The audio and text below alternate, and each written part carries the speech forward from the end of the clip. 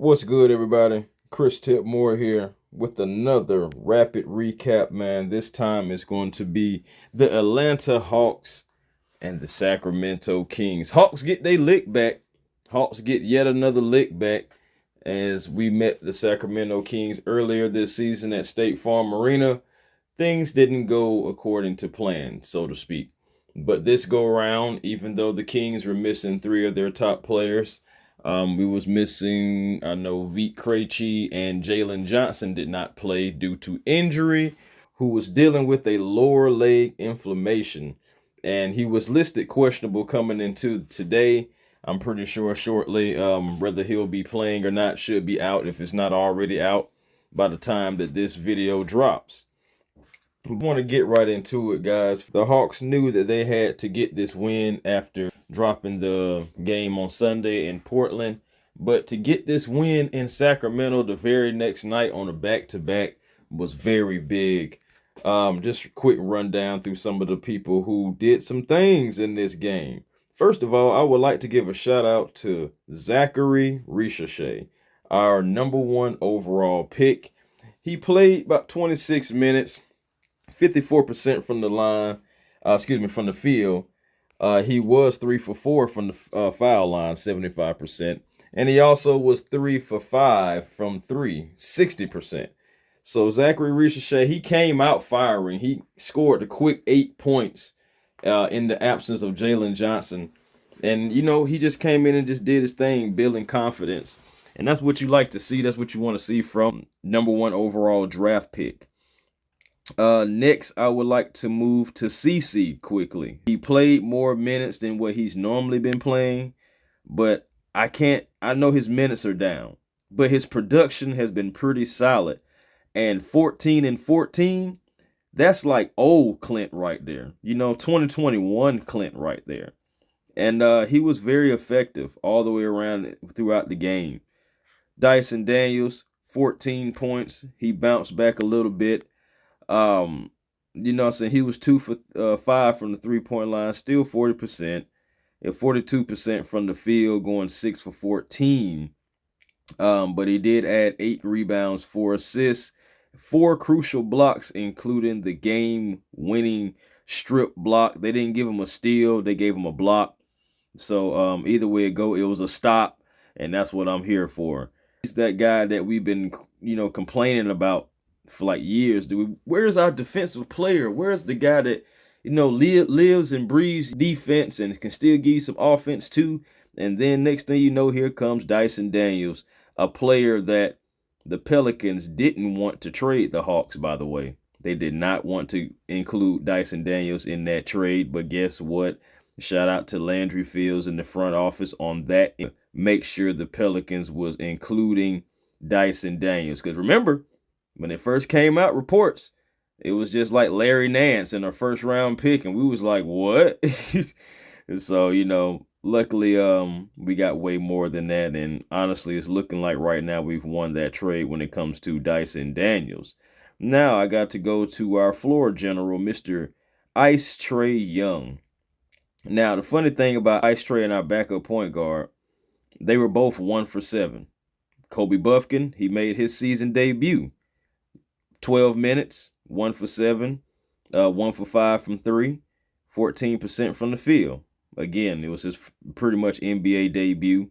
Don't be too hard on the kid, but he does have to play better, absolutely, especially if he's going to be our primary backup point guard, because Keaton Wallace has been coming in, and I'm not saying that he's been like the world beater or anything like that, but he's had productive minutes, and it's not like he set the team back. So it's going to be interesting to see what they do with Keaton Wallace and Kobe Buffkin moving forward. I feel like, it was good at least, Kobe getting us some shots at least, because he hasn't done that in live game action. Just stick with him and we'll see what happens. He's still growing. Trae Young, back to Trae Young. 1 for 7, 14% from the field. 0 for 2 from 3. Yep, he only shot 2 threes. That's it. 3 rebounds, 19 assists. Got you 2 steals, only 5 turnovers. And my thing is, he was trying to make plays for others on at least about 3 of those turnovers that I seen.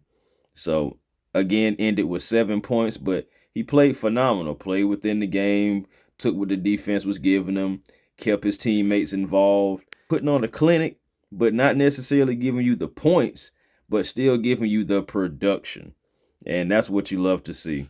The player of the game for me, and that was DeAndre Hunter. DeAndre Hunter, 24 points off the bench. The Hawks are 4-0 when he plays. Second straight game with 20-plus points. That effort player on both ends of the floor, playing within his game, and being that factor on that the Atlanta Hawks needs, and he doesn't have to do it all by himself anymore. That's a beautiful thing for Dre, and I'm here for it. Things that I feel like that can be worked on. The Hawks were up 22-6, and then Keon Ellis is his name. He stood up, and once he got going, there wasn't any way that the Hawks can slow him down. It was crazy.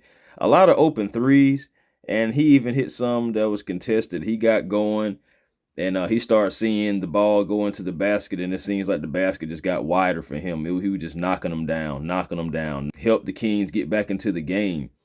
If you limit that and that doesn't happen, I feel like you run away with this game. I really do. Also, I'm looking at Mr. Quinn Snyder because honestly, it hurt when Quinn brought in Double O, Dyson, Zach, Bogey, and Kobe Buffkin. Again, Kobe making his season debut, and Bogey, his first game back, you might as well say he was making his season debut as well. And then sometimes on really on offense and defense, especially defense in my eyes, you could see that, both players are getting back into the swing and they haven't been playing. Because, it was a lot of open threes. It was some open threes created by those two particular players, saying Buffkin losing his man. They find the Kings finding the open man 3. Bogey trying to play help defense with Dyson. Don't know why. Dyson doesn't need any help. And next thing you know, you leave open the hot man, Keon Ellis. Splash. So, just, sticking with your man and talking, communicating, not getting confused, because when you play in the Hawks, teams are looking to shoot the 3. Point blank period. Teams are looking to shoot the 3 on you, and they know that you will help collapse on defense. And there is opportunities to get it to the open shooters for 3-point shots. And that's exactly what happened last night. As the Kings, they was able to hit 20 3-pointers again last night. But I'll tell you this, when Trey came back on the floor, even though Pete gave up a 3 in the corner to Ellis, but Trey, CC, Dyson, Garrison, and Dre, that was the lineup that helped the Hawks get back into the game. The Hawks won the points in the paint and the fast break points. Atlanta 18 fast break points to the Kings 7. So you limit them there. Later in the fourth, I was glad to see young Zach. The coaching staff trusting him to play more minutes in the fourth quarter. And possibly going forward, not right now, but later on in the season, I can definitely see him taking over minutes from Garrison. The thing about it is Garrison doesn't play bad in there. For those who care about the plus minuses, he's mostly pluses when he's in there. Like, I understand why Quinn trusts him, especially like down the stretch. Then plus, of course, he can shoot. You got to watch him or he'll knock down a 3 on you. I had to see that Quinn kept rolling with CC as well, man. CC was big, just like I said earlier. And he was big against this small lineup for the Kings, considering the fact that they didn't have Domantas Sabonis. Atlanta, they need to get better at at defending the 3. Point blank for me, I think it's staying with your man, talking on defense, communicating with the switch, and picking up on other people's men.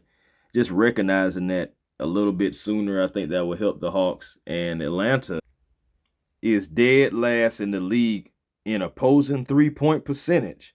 We give up 39.7% of threes, allow 16.3 threes per game, and we have Golden State coming up. The Golden State Warriors are 10-3. The Hawks are trying to go 500 and be 8-8. So we have an uphill battle to climb. We're going against the Warriors, former NBA champions, championship pedigree, and they're looking for their 4th straight win against us in Golden State, or, you know what I'm saying, at home.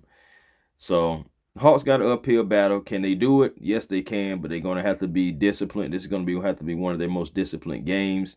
They have it in them, though. The Hawks have it in them, just because you look at it.